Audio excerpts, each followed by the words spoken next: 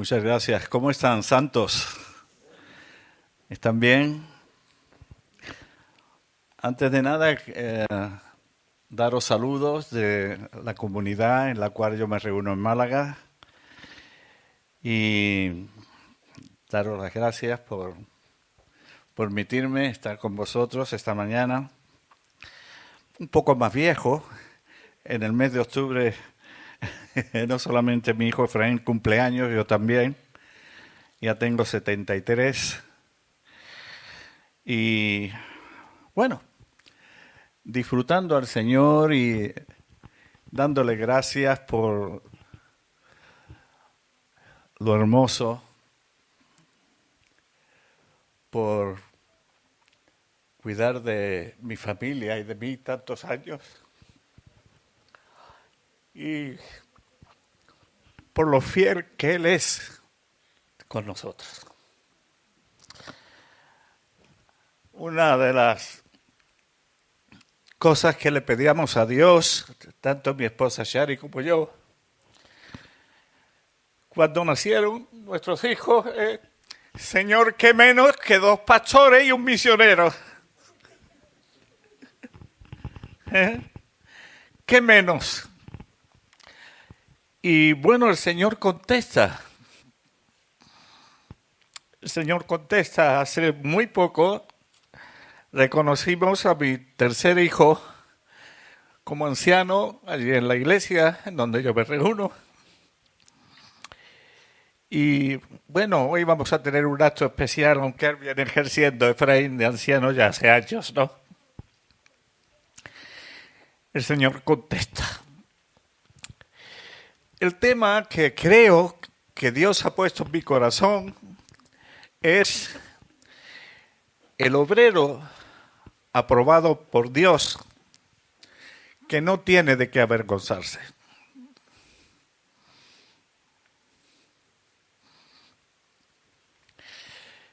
El obrero aprobado por Dios que no tiene de qué avergonzarse. ¿Cómo creo yo que el Señor puso eso en mi corazón? Fijaos bien, hermanos, estamos viviendo en lo que yo llamaría la cuarta etapa del ministerio de nuestro Mesías, de nuestro Cristo. La cuarta etapa.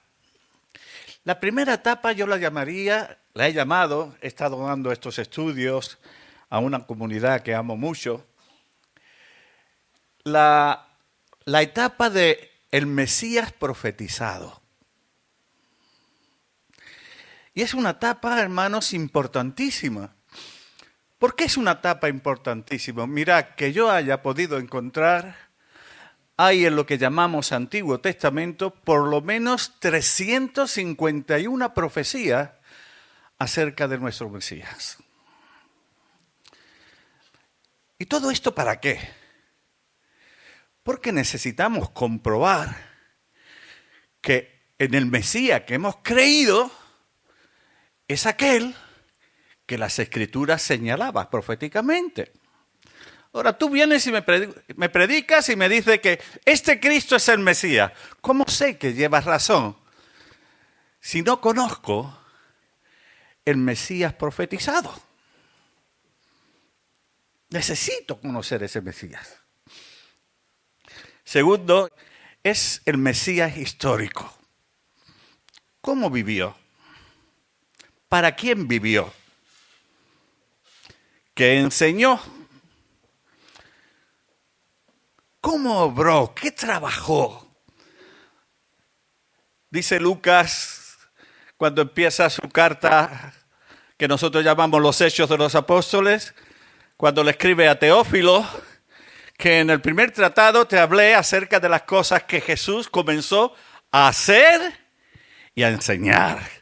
¿Qué hacía Jesús? Ya que Él es nuestro modelo, necesito conocer a este Jesús histórico porque yo estoy destinado a vivir como Él. ¿Verdad que sí? La tercera etapa es el Jesús que se ha hecho el Espíritu que da la vida. Dice el apóstol Pablo, 2 de Corintios, creo que 5:16, que si aún a Cristo conocimos según la carne, ya no le conocemos así. Ah, no. ¿Qué ha pasado? Ha pasado que este Cristo, que ha vivido como un hombre aquí en la tierra, ha ido a la cruz, ha muerto, ha resucitado y se ha hecho el Señor que da la vida. El Cristo que da la vida, el Espíritu que da la vida. ¿Y eso para qué? Ah, bueno, es que hay una promesa maravillosa. En Jeremías, capítulo 31, versículo 31. ¿Cuál es la promesa? Un nuevo pacto. Y una de las características de este nuevo pacto es pondré mis leyes en sus mentes y en sus corazones. ¿Y cómo lo hace Jesús? Como el Espíritu que da la vida, se puede meter dentro de Paco. Y Él es la palabra viva. Y Él es la palabra viva. Y al meterse dentro de Paco, Él como la palabra ocupa tu mente y ocupa tu corazón. Qué bueno es experimentar a Cristo en esa etapa. Y luego la cuarta etapa es lo que yo llamo el Cristo impartido en vosotros.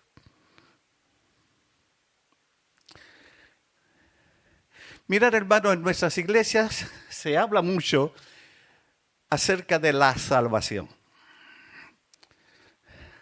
de ser salvos, que somos salvos por gracia. ¡Gloria a Dios! Ya no vamos al infierno. ¿A dónde vamos? ¡Al cielo! ¡Qué bien! Y es verdad. Y es verdad.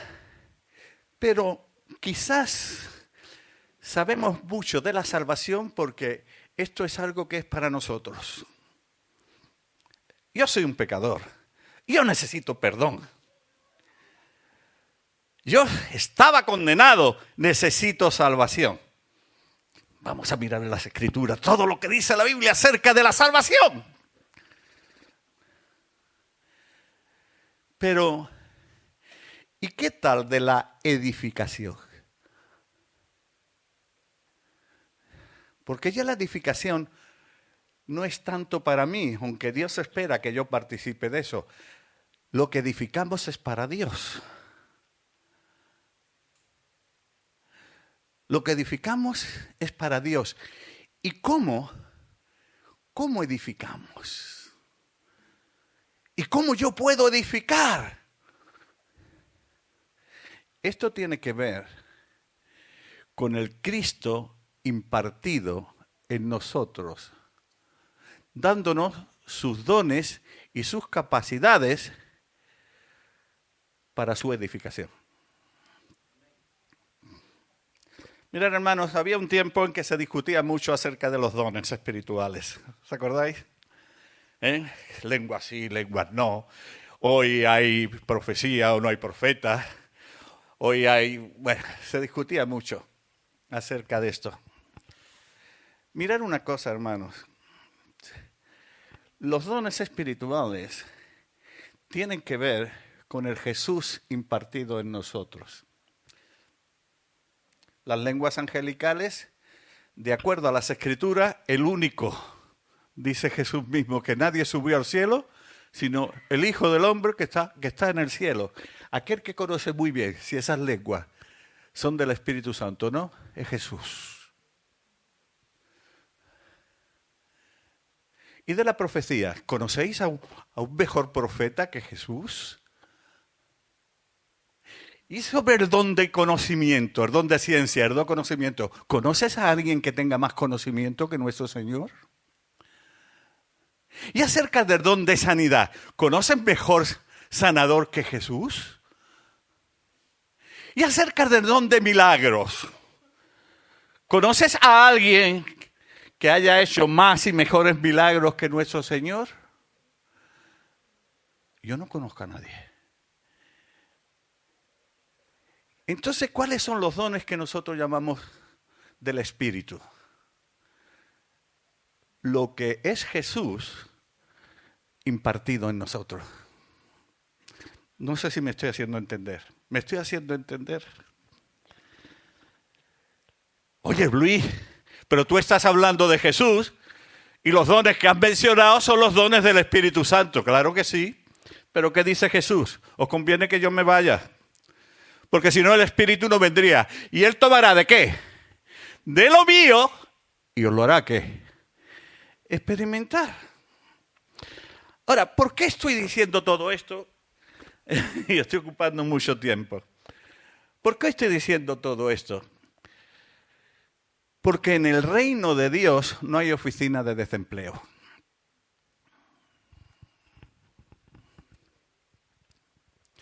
Y si hay algo anormal en la iglesia, es un salvo, un hijo de Dios, una hija de Dios, que por años se reúne y no tiene ni idea cuáles son sus dones y cuáles son los ministerios que Dios te ha dado a ti, porque no solamente te ha hecho una persona salva, te ha hecho un edificador.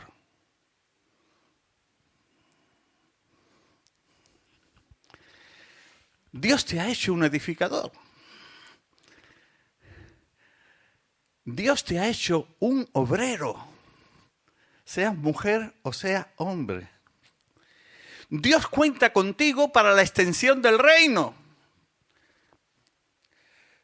Pero Dios no quiere que tú lo hagas a tu forma, a tu manera, según tu inteligencia, según a ti te parece. Dios quiere que tú lo hagas conforme a los dones y las capacidades que Dios te ha dado. ¿Cuántos dicen amén hasta aquí? Amén. Así que Dios dentro de su iglesia está buscando obreros. Está buscando obreros. ¿Cómo tienen que ser estos obreros? Vámonos a 2 de Timoteo 2:15.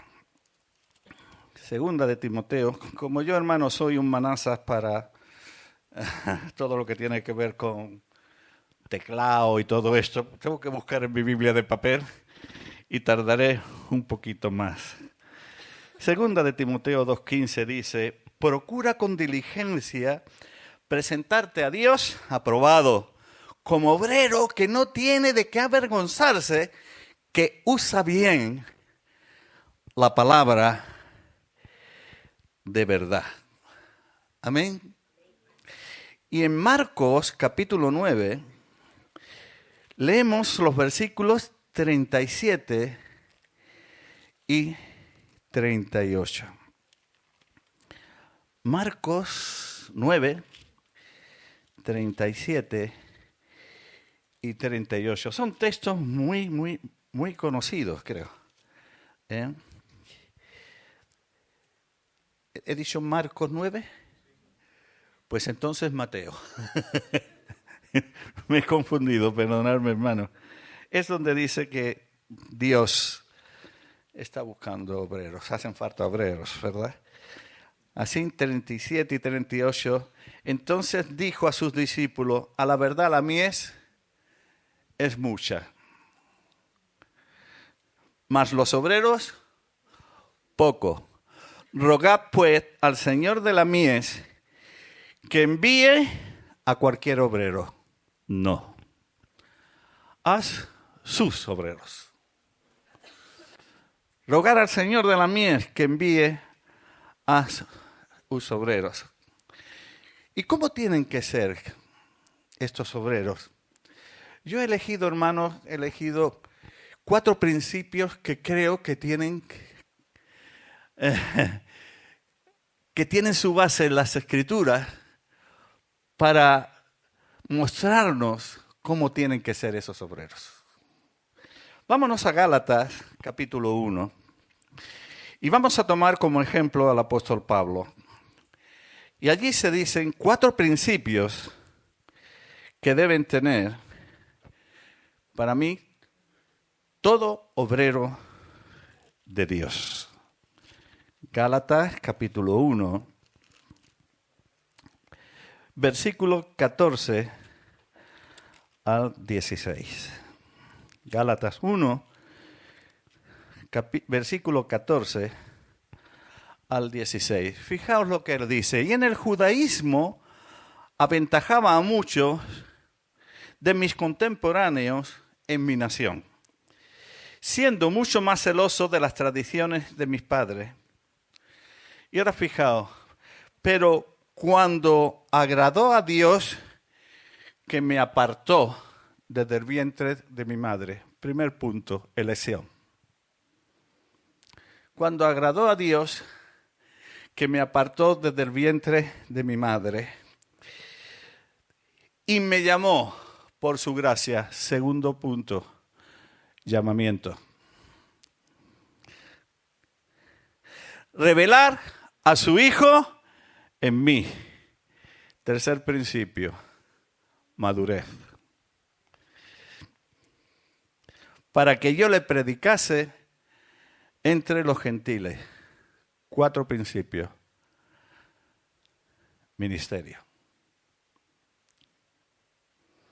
Elección, llamamiento, madurez, ministerio. Ahora, hermanos, yo creo que ya os habéis dado cuenta de que Dios, siendo el único ser que existe en el universo, que se puede permitir el lujo de improvisar sin equivocarse, Él no trabaja así. Dios no trabaja así y Él se puede permitir ese lujo, improvisar sin equivocarse. Dios siempre muestra en su palabra que Él trabaja con un plan. Dios trabaja con un plan. Por lo tanto, el plan que Dios tiene para tu vida ya lo tiene hecho desde antes de la fundación del mundo. Al menos así empieza Efesios. Quien nos bendijo con toda bendición espiritual en lo celestial, ¿antes de qué? De la fundación del mundo. Dios trabaja con un plan. Y no solamente trabaja con un plan, sino que te ha elegido para que cumplas ese plan. Y esto es importantísimo, hermano. Para mí es importantísimo por 2 razones. Una tiene que ver con el elegido y el otro tiene que ver con los demás, con los que están al lado. Es importantísimo que tú ocupes el lugar que Dios planeó para ti. ¿Por qué es importantísimo? Mira, para el hermano que tiene a tu lado,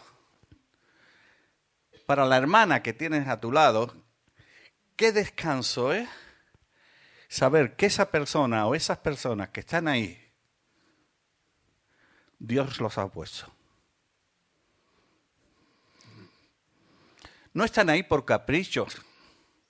No están ahí por ganancias deshonestas. No están ahí porque no tenían nada que hacer y se aburrían. Están ahí porque Dios los ha puesto. Y eso, hermano, eso es tan importante que yo lo vea, porque si no estoy de acuerdo con esto, estoy en desacuerdo con Dios. Esto puede pareceros fuerte. Pero mira, había una mujer mayor que Moisés y un hermano llamado Aarón que un día se preguntan y dice, ¿y Dios solamente habla por medio de él? ¿Y nosotros qué pasa? ¿Qué pasa con nosotros? ¿Por qué Dios no puede hablar por medio de nosotros? Por lo menos María, que yo sepa, era mayor que Moisés. Y Dios tiene que llamarle al orden. Es decir, venid para acá. Mira, a los demás le hablaré por medio de profetas, pero a Moisés, cara a cara. Y lo que estáis haciendo va a tener una consecuencia. Ella quedó leprosa y paró toda la marcha de una nación por 7 días. Y luego este que tú no estás aceptando, tiene que orar por ti para que Dios te sane.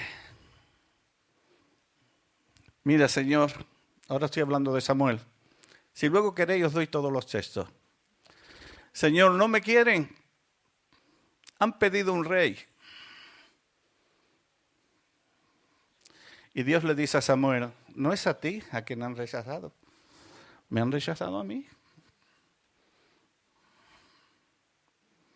Por eso es tan importante de que tú tengas la seguridad,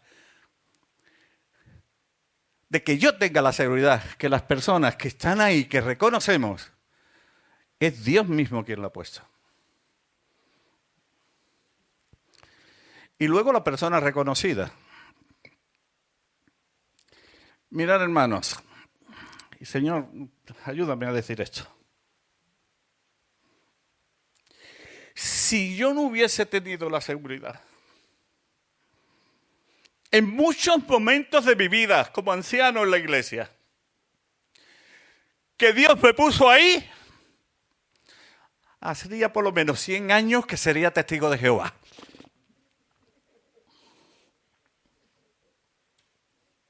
Esto es un mal chiste. Y cualquiera que ha tenido responsabilidad en la iglesia de Dios sabe lo que estoy hablando. ¿Cuántas veces, Señor, no aguanto más? Lo dejo. Ya está bien. Ahí se queda todo. Pero como dice las Escrituras, pero es que es un fuego que se mete en tus huesos y que a pesar de todos los pesares, permaneces. Permaneces, ¿por qué? Porque tienes la seguridad de que es Dios mismo quien te ha puesto ahí.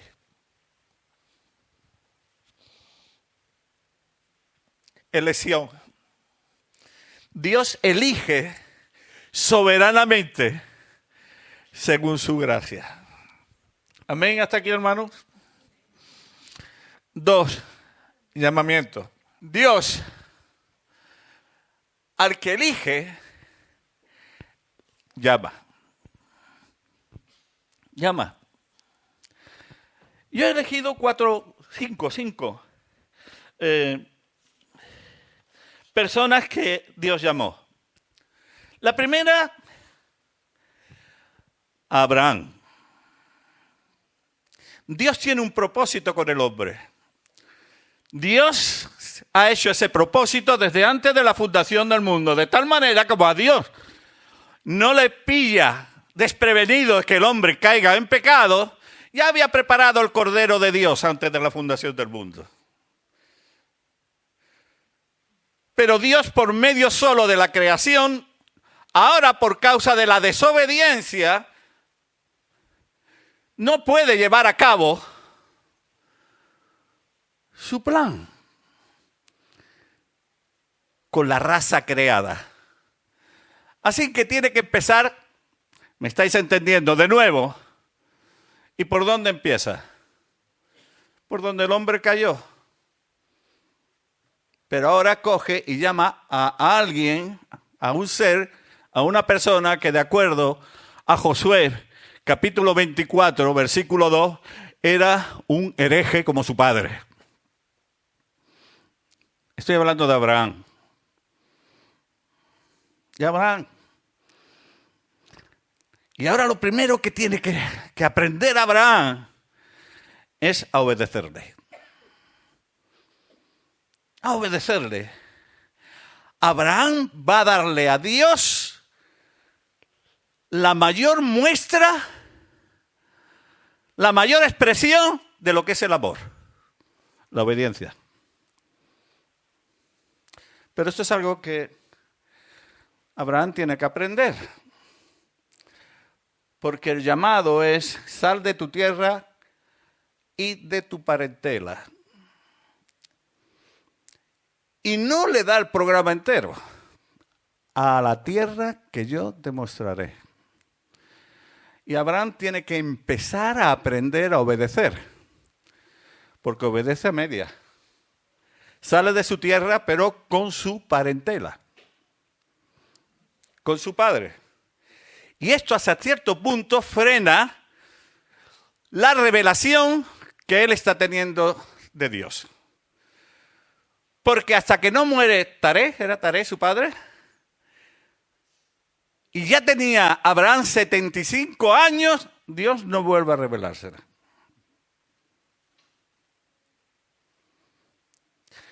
Primer llamado, hermanos,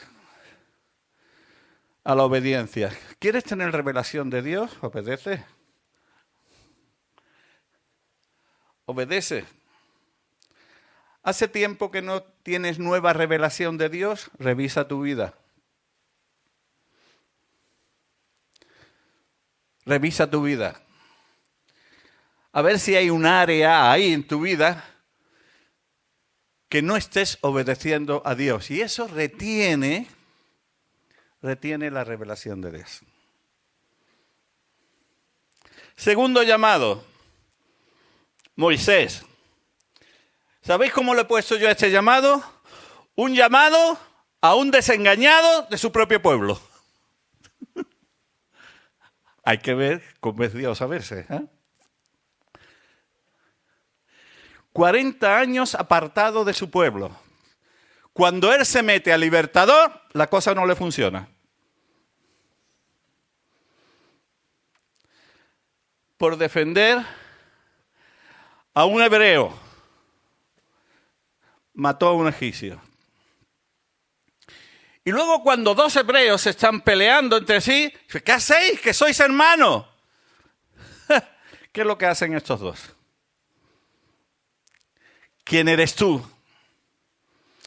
Nos vas a matar como mataste al egipcio. ¿Y eso qué hace? ¿Qué es lo que hace? Tiene que salir corriendo. Tiene que salir corriendo. Todavía no era el momento de Dios. Pasan 40 años. Y ahora Dios se pone en contacto con Moisés. Tú eres el obrero que yo voy a utilizar, aunque estés desengañado de tu pueblo. ¿Os habéis dado cuenta el montón de excusas que pone Moisés para no obedecer? Yo he elegido 7. Vamos a verlo.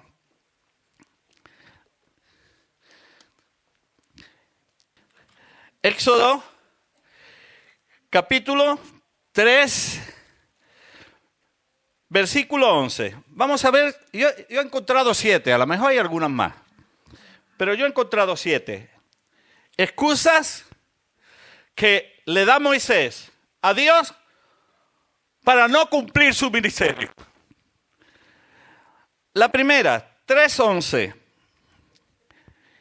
Entonces Moisés respondió a Dios: ¿quién soy yo para que vaya a Faraón? Falta de identidad. ¿Quién soy yo? 3:13.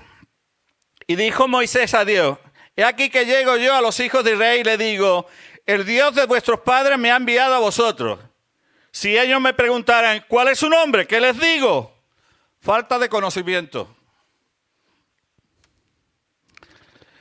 4:1. Entonces Moisés respondió diciendo: he aquí que ellos no me creerán.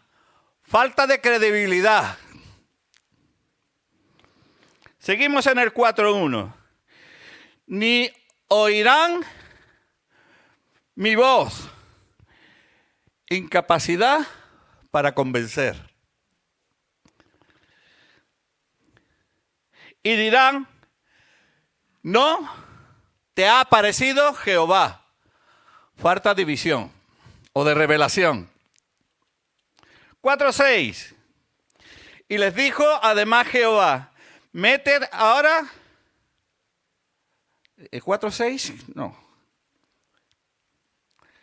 Más adelante cuando dice, pero si yo no sé hablar. Incapacidad física. ¿Cuál es? Es el 4.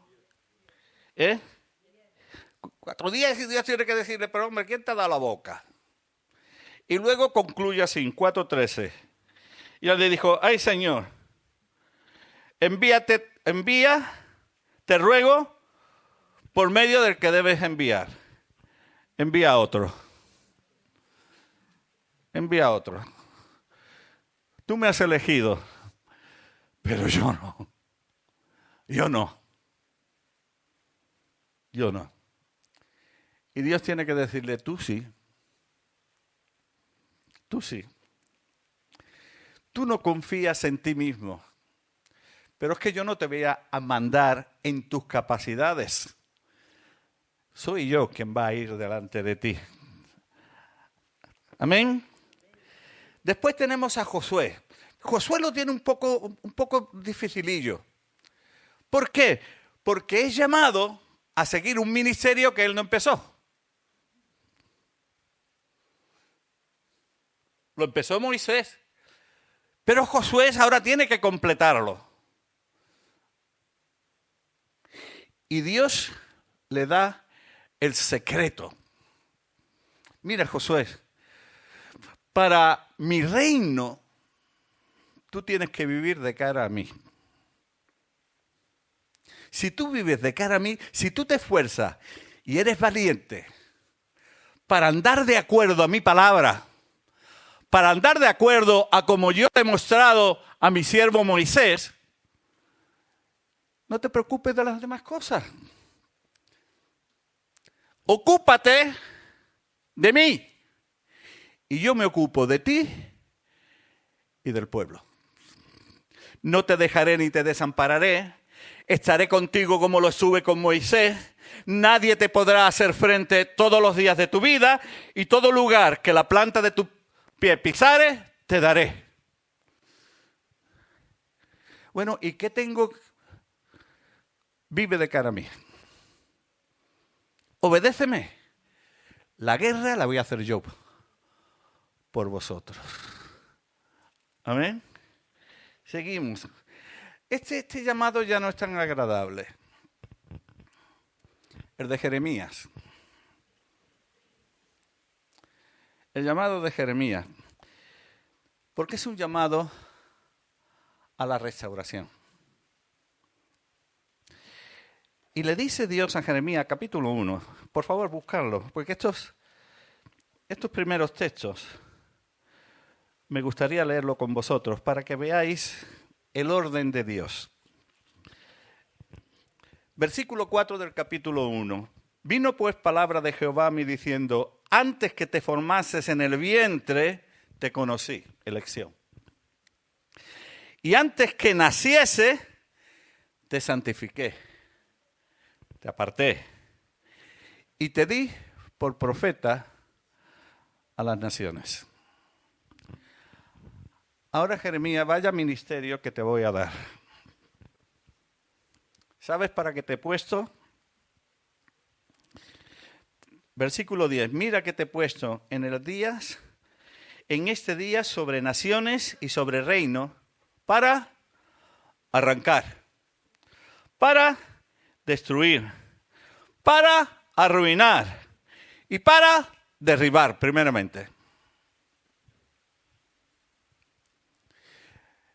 Hermanos, si hay un ministerio duro, realmente duro, que desarrollar en el pueblo de Dios, es decirle a los hijos de Dios, al pueblo de Dios, esto está mal, esto está mal, esto está mal y esto está mal. Y aunque Dios quiere, lo que sigue diciendo el texto,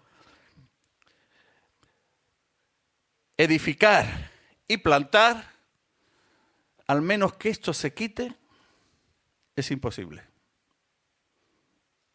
Hermanos, yo como constructor entiendo un poquito de esto. Y sé que sobre escombros no se puede edificar.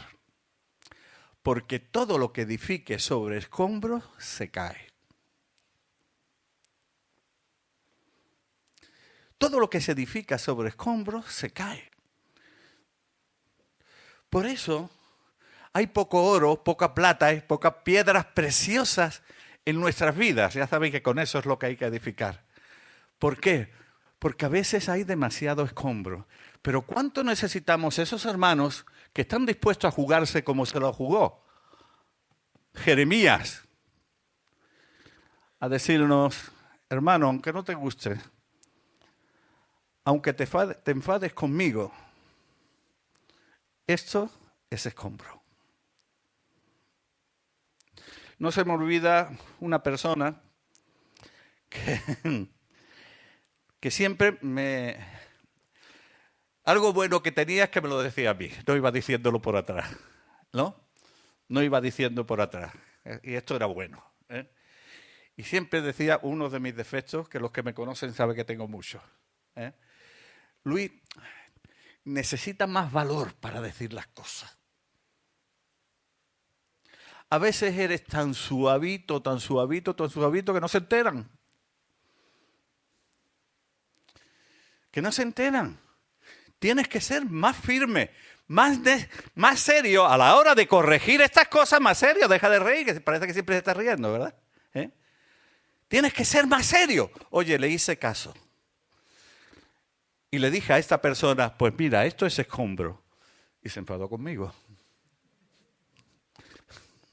Porque tenía clarísimo que eso lo tenía que hacer yo, pero con los demás. Pero no con esta persona. Y digo esta persona porque no quiero señalar si era mujer o hombre. Este es un ministerio, hermanos, difícil, pero necesario en la iglesia. Porque si no, no tenemos nada. Oí a un pastor que quiero mucho decir, ¿y yo para qué quiero una iglesia de 500 miembros si 400 se me van al infierno? ¿Para qué lo quiero? Pablo, un ministerio llamado para revelar misterios. Ahora, fijaos bien que Pablo, cuando habla de él, antes de tener el encuentro con Cristo, dice, en el judaísmo adelantaba a muchos, no en mi familia, no en mi barrio, no en mi pueblo, no era la Puebla de Cazalla, sino en mi nación. Y no era fácil sobresalir en la nación de Israel en todo lo que tenía que ver con lo que nosotros llamamos palabra de Dios. Pues Pablo sobresalía. Era de los más preparados en cuanto a todo lo que tiene que ver con el judaísmo. Pero nuestro Dios es como es. Pablo, ¿estás bien preparado? ¿Conoces bien todo lo que tiene que ver con el judaísmo? Sí, Señor, sí. Pues te mando a los gentiles.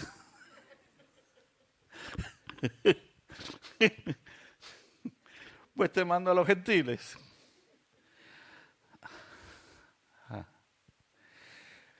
Pero es que Dios le ha dado una capacidad a este hombre que es capaz de acercarse a los gentiles todo lo que puede sin abandonar todo aquello que no debemos abandonar de lo que llamamos antiguo pacto. Y además le ha dado la capacidad de algo que en nuestros días estamos necesitando mucho. Hombres y mujeres que son capaces de entrar en el misterio de Dios. Misterio de acerca de en los tiempos que nos ha tocado vivir. ¿Qué hacer y qué no hacer? Pablo fue un especialista en misterio. Yo no sé si el Señor lo mostró cuando lo llevó hasta el tercer cielo y allí se le mostraron visiones y palabras a las cuales al hombre le es muy difícil decir, ¿no? Pero de los misterios que Dios le mostró y que él habla, primero es del misterio de Dios. El misterio de Dios. Grande es este misterio. Dios fue manifestado en carne. Segundo misterio, el misterio de Cristo. Ya voy corriendo. El misterio de Cristo. Tercer misterio, el misterio de la iglesia. Somos carne de su carne y hueso de sus huesos. Grande es este misterio.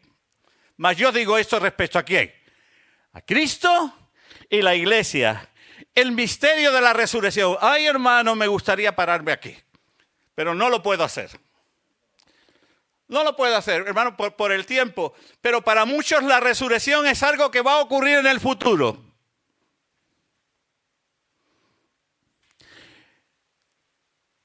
Jesús dice, yo soy la resurrección.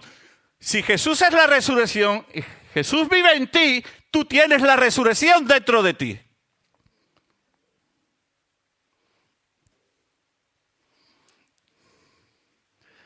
Si Jesús es la resurrección y la vida, y Jesús vive en ti, la resurrección está en ti.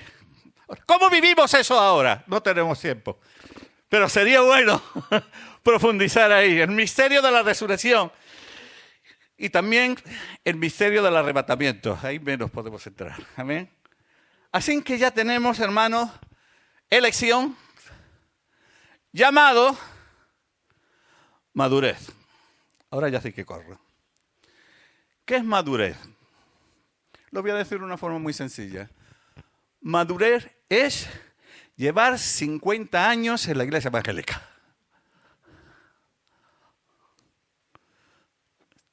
¿Es eso madurez?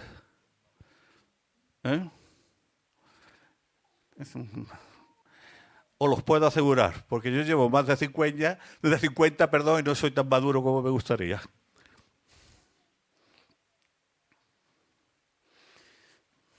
¿Qué es madurez? Porque algunos, porque llevan muchos años en la iglesia, creen que tienen derecho a opinar, a dirigir, Cuidado, hermanos. Madurez, en algo muy sencillo, madurez es ser como Cristo. No hay nadie más maduro que Cristo.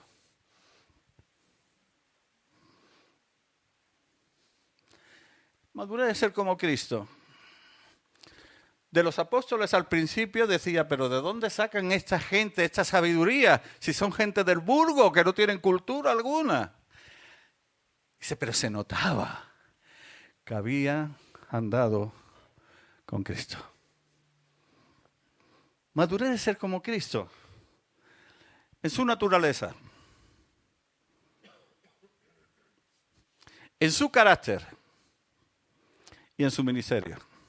Aquí habría para rato, ¿verdad? Aquí habría para rato. Ser como Cristo en su naturaleza para tener su carácter y cumplir su ministerio. Y 4, para terminar. Ministerio. Dado por Dios.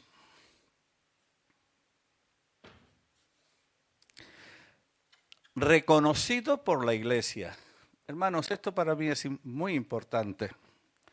Que hay mucho por ahí diciendo yo soy y nadie le ha reconocido. Reconocido por la iglesia. Le dice Pablo a Timoteo, cumple tu ministerio. Utiliza el don que te fue dado ¿cómo? Con la imposición de mano del presbiterio, ¿se dice?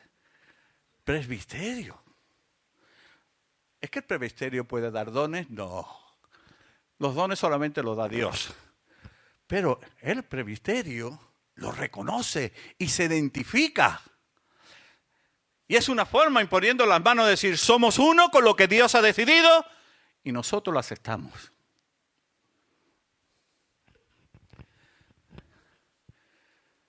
Hechos capítulo 13. Y había en la iglesia de Antioquía profetas y maestros. Lucio, Níger, Manaén, Bernabé y Saulo de Tarso. Y dijo el Espíritu Santo, ¿a quién? ¿A Bernabé y a Saulo nada más? No, si no, no hubiese dicho apartadme. ¿Quién tenía que apartarlo? Apartarme a Bernabé y a Saulo. Yo no voy a enviar llaneros solitarios por ahí. Yo voy a enviar brazos de la iglesia. Los obreros que yo mando están no solamente íntimamente relacionados con la iglesia, sino reconocidos por la iglesia para llevar a cabo en él y por el Espíritu Santo el ministerio que Dios ha dado a aquellos que Él ha llamado como obreros, sean mujeres o sean hombres. Amén. Pues, ven Paco, dos cosas. Uno, vamos a hacer las cosas como dice las Escrituras. Dos, ocúpate en saber qué dones te ha dado Dios para que edifiques la iglesia. Este no es un lugar donde se viene a sellar el desempleo. Vengo el domingo y ha cumplido. No, hermano. Esa no es la voluntad de Dios. Y sabéis una cosa, quédate aquí. En Málaga no conocemos esto como eclesía, ¿lo sabíais? ¿Os digo cómo conocemos en la comunidad de Málaga esta comunidad? La conocemos como el punto. La conocemos como el punto. Hermanos, si cada uno de vosotros cumple su ministerio, esto será el punto de partida para muchos puntos. El punto de partida para muchos puntos. Cuando yo miro allá y veo esta cantidad de jóvenes, estos jóvenes en las manos del Señor, sabiendo qué ministerio, qué dones nos ha dado Dios, ¡qué potencial! Esto será el punto de partida. Pero si tú sigues, sin saber qué dones te ha dado Dios a ti, no lo vas a poder utilizar. Y esto va a seguir siendo el punto y punto. Pues que a Dios sea la gloria.